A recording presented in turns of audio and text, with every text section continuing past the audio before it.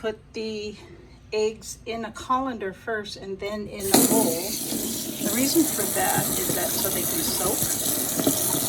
I wash the eggs because I don't, well, I wash the eggs about 3 times, 2 to 3 times, because they don't have a regular nesting box. Quail tend to lay eggs wherever they want to, and so it can get dirty.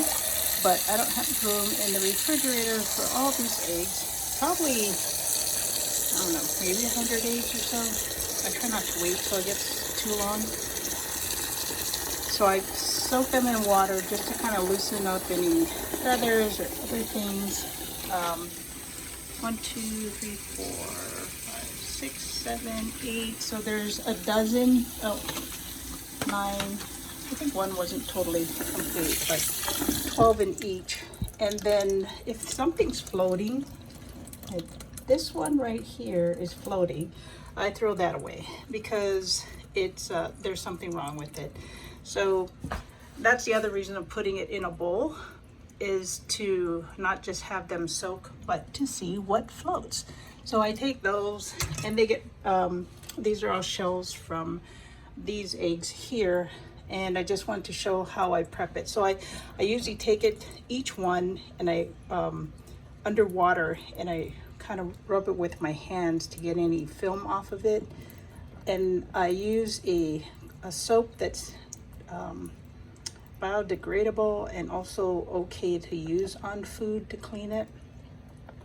And then after I rinse it about at least two, sometimes 3 times, I will put a drop of Clorox inside the water. I'll take this, lift it up. It's very easy. You don't have to worry about cracking any more eggs, because you will crack eggs. And then I dump this out and fill it again, run the water over it again, and then I'll put a drop of Clorox, leave it for a little while. If you leave the Clorox in there for longer than a few minutes, these spots will start coming off, which is pretty interesting that the spots will come off, but it won't hurt the egg. Then this is the way that I cut it with the special scissors. You can try and cut it like a regular, or crack it like a regular egg, but it's really difficult. So what's easier is you take the quail egg and so this is how you would cut an egg or crack an egg, by using your quail scissors. So after cleaning it, I look for the pointed end, which is this end. You can see all eggs have a skinny side and a fat side. So you take the skinny side and you take your clippers with the blade. So the blade is at this part over the top. And what it's gonna do is it's gonna pierce it, and then you crack it. And then you're gonna pry it off. And I would check the egg first to make sure it's okay and it's not milky or anything. And then I put it into the bowl that I have over here. So these are the eggshells. I try to get everything set up.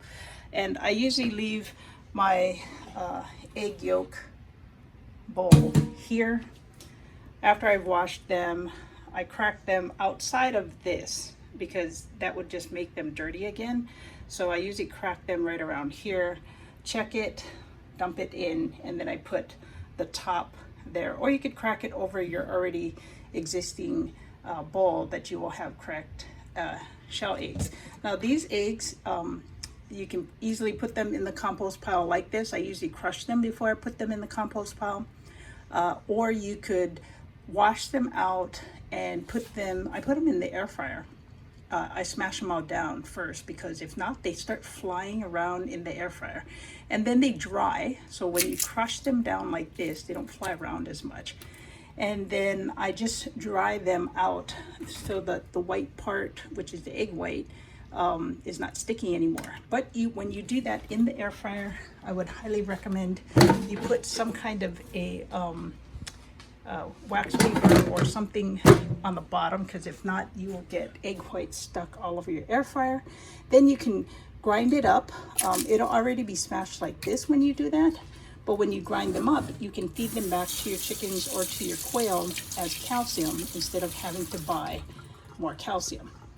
So that's what I do with these eggs. I'm gonna whip these up, and I cook them all at once just because it's a kind of a chore to rinse, disinfect with the Clorox, rinse again after I put the Clorox drop inside. It's really a small amount that goes into that water and that bowl.